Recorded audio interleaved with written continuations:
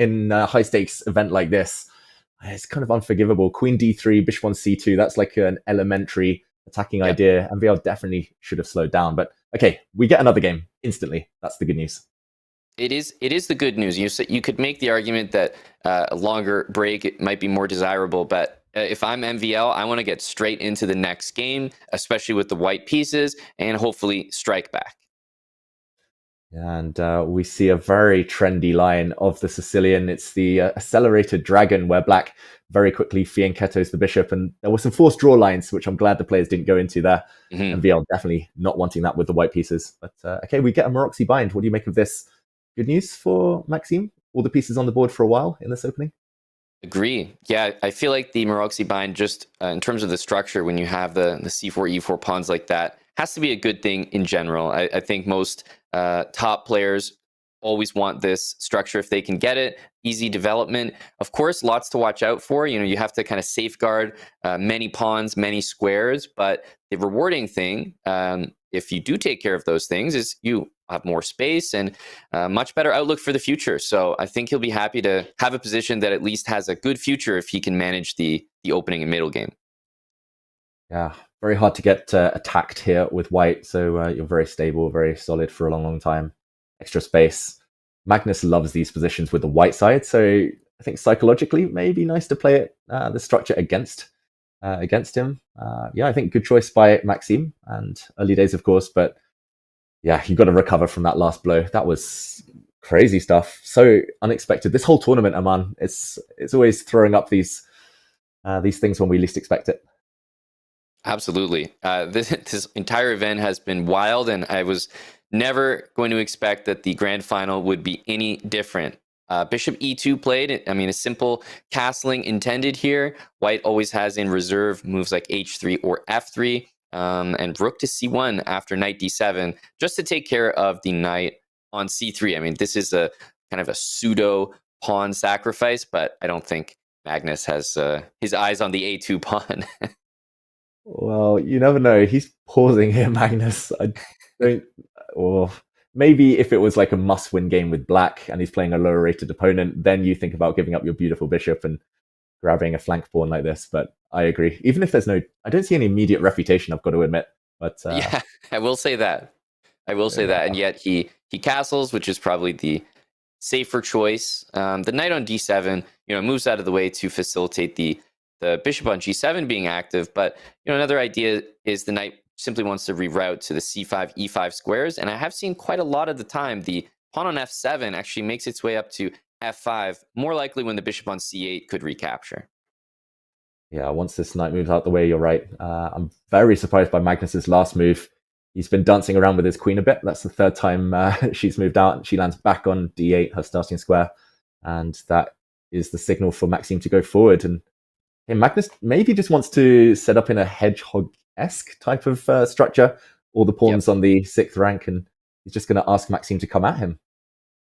And Maxime needs no further invitation. That this is where we get into the players' styles. F4 is not a move that this position requires. There's lots of slower ways to play, but definitely F4, a very Maxime move. He's taking control of the e5 square in the center that a lot of Magnus's pieces would want to use, and he's reserving attacking ideas with pushing forward with f5 in the future. Yeah, super flexible for both sides. We should mention maybe Maxime feels a bit more responsibility to do something, partly because of the match score, partly because with the space, you often feel like you are the one who kind of needs to make a decision. Magnus will just slowly, don't even know what he's going to do, to be honest, but he'll slowly creep forward if he can, maybe put some pawns forward, maybe start bringing his pieces towards the center. But yeah, I do really like these positions. I'm slightly biased in white's favor, generally, Aman. Right.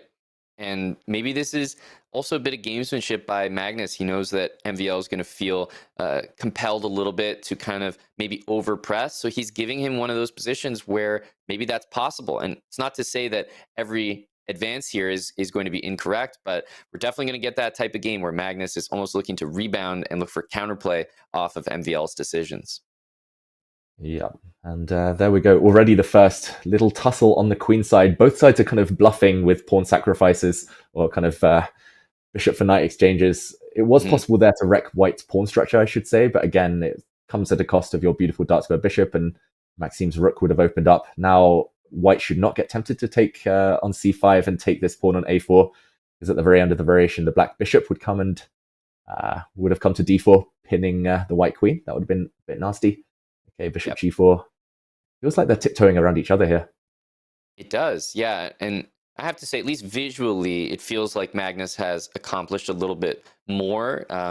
Looking at the knight on c6 and kind of expecting maybe knight a5 in the near future, hitting c4, hitting the b3 square, also opening up the bishop on b7. And I was even considering, on the last move, I was considering it, but in general, the move f5 by black could be a sneaky way to actually open up lines for black to use against white's position. Yeah, definitely. I think Magnus, if he were forced to, he might have played f5 last move, but yeah, he's happy to build up. He probably feels quite comfortable knowing that Maxim hasn't really improved white's position too much in the last 3 or 4 moves. I don't like the fact that he kind of played rook c1 and then back to b1. Rook doesn't make a great impression there. And Mm-hmm. bishop d4 does feel like a kind of one mover. And maybe he'll just get the queen out the way Magnus next, and then he'll bring his rook to the center or decide on f5. Maxime loses a tempo. He drops back with his bishop again. Ugh. Feels like he's just waiting here. Yeah, it does feel like he's kind of going back and forth, whereas Magnus's position seems to be improving. I mean, I can see a knight like the knight on c3 doing well on the b5 square, hitting the d6 pawn, but there's also that knight on d2 that needs to get out of the way, and there's not a great square for that piece, to be honest with you. F1 is not terribly impressive, and first sort of committal decision, pawn to e5, at the very least, David, even if this is an achievement for Magnus, I think it gives MVL that sort of attacking thrust that he's looking for. 100% agree.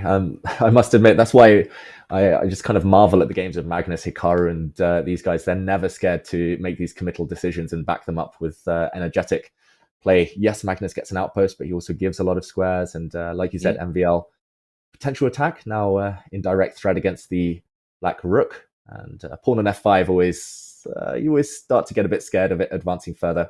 So this is suddenly not one-way traffic anymore. And yeah, it's just a battle of squares, right? It's both sides It is. have beautiful squares for their knights.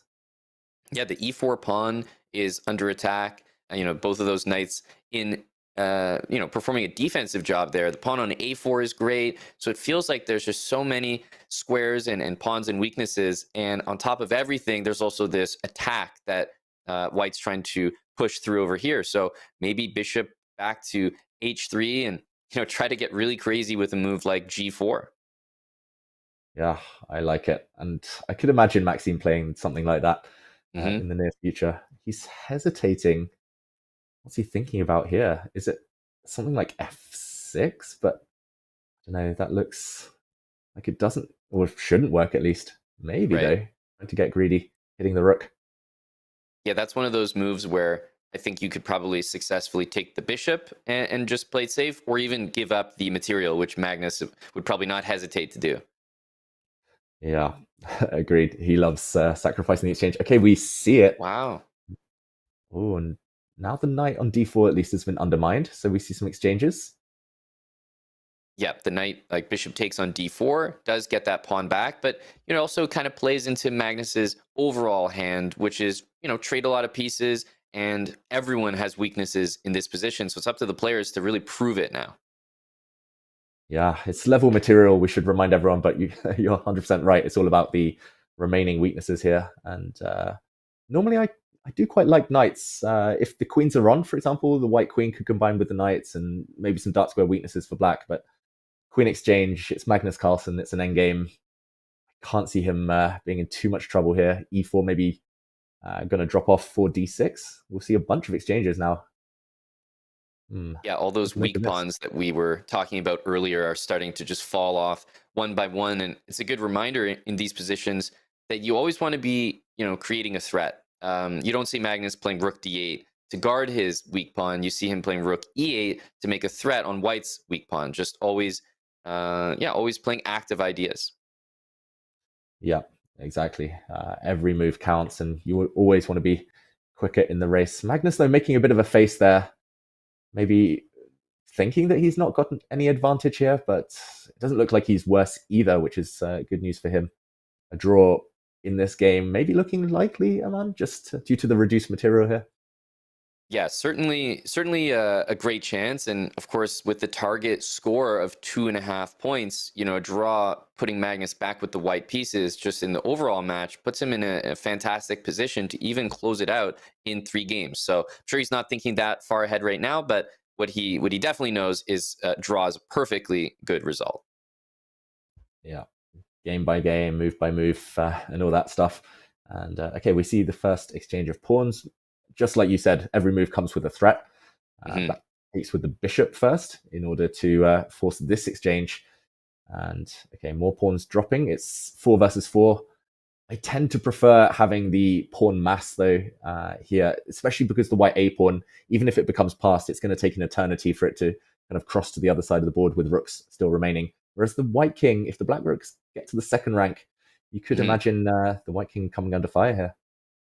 Yeah, agreed. The pawn on a3, if it was on a6, it's almost more of a dangerous pass pawn, but on a3, it feels like more of a weakness that can be targeted, not very well supported. So MVL, as the eval bar suggests, just slightly worse, but obviously a draw is still the most likely result.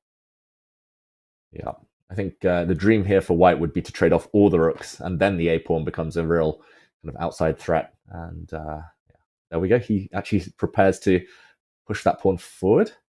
Who would you pick in this position? Well, I definitely pick Magnus. It feels like the kind of position that he's just really happy to be in, where the results that you're playing for are all in his favor. I could see him even winning this position. Rook c2, by the way, is a move that indicates that desire. If a4, a5, a6, Magnus is looking at counterplay. Like he wants to move the knight and bring his other rook into the e2 square. Oh, MVL's just ignoring that idea though. Uh-oh. Okay, a knight trade. I thought Okay, he'd well, play like yeah. knight c5 or something. Yeah, I agree. Knight c5, knight g5. I was looking at very aggressive options, but with the a pawn going and the nature of the position, I think he wanted to play it safe with knight d2. But rook e3 is it's almost MVL saying like I'm not quite done with this game just yet. Yeah, nice move. I think Magnus might have missed this one. Counterattacking, offering a rook trade. So the knights will remain on the board at least for a move or two longer. To trade or not to trade first. Rook takes e3. Maybe he's going to run Magnus, but then, yeah, I don't know. It just feels like Magnus, just with his last move, might have let MVL back in the game. Yeah, just a little bit. It does feel like that momentum wise. And with the rook going over to the c file, the rooks cannot double on the second rank as easily because they're on the same file now. And an interesting thing is if all the rooks disappeared and it was a knight endgame, white would be doing pretty well with that pass pawn all the way on the a file. Yeah, so it's all about which pieces to trade every endgame here. Clocks are ticking, no increments. I wouldn't mind seeing a time scramble, I've got to admit. Very different from the previous game, which is a good thing for MVL. Exactly. So we're down into, at least this game has gone much longer than the first one, right? So we're getting into that part of the game where all of a sudden time becomes a factor, and now it's just a 3-minute blitz game instead of a 10-minute game. So we'll see whether this game actually. Whoa, rook e2, knight f3. I wasn't expecting so much drama from a position I thought was going to liquidate. Whoa, and knight takes h2. Oh Brilliant my move, goodness. apparently. The idea is that if the knight is captured, black will play pawn to g3, a fork, distraction for the white king there, and the white rook might fall at the very end. That is brilliant. That's out of nowhere. Wow. Wow. I'm in shock because it really felt like pieces were just going to trade, and MVL definitely saw knight f3 and thought king f2 was safe. Instead, we're going to have an exchange, and now it's a rook end game where you got to push that pawn. Yeah, and computer says level, but this could still go in any direction. The black rook forced into passivity. Black does have a 3 versus 1 advantage, though, on the king side. I've got to say, this one might it might be logical that this is level. It just feels like black will not be able to push on the king side anymore, and Mhm. white will just wait with his rook if need be, and the black rook simply cannot move. Yeah, the usual idea is that when you have your rook behind a passed pawn like this, that you have great chances. But black's rook is very well stationed. It's defending the g6 pawn while preventing any movement on the other side. And well, I mean, the plan is clear here. He wants to go and just take this pawn. Yeah. And it's going to be an interesting dynamic when you take the pawn. White cannot actually recapture and go into a king and pawn endgame because black will be winning long term. So white will have to move the rook away here, but a check, the pawn drops, and yeah, everything disappearing. Ooh, although the black king's coming, still not obvious. Yeah, played with confidence, king g5. I feel like this is a moment where MVL needs to be quite careful. King e2, I don't think we can actually grab that pawn on f5. So, this is more of a rook to f4 move, maybe in reaction, and just kind of hold on. Yeah, just wait and maintain the fortress. And Magnus reacted slightly. I think he was a bit frustrated, but looks like neither side can improve their position right now. And okay, we'll see. Everything fizzle out. King versus king. It's a draw in game 2. Yeah,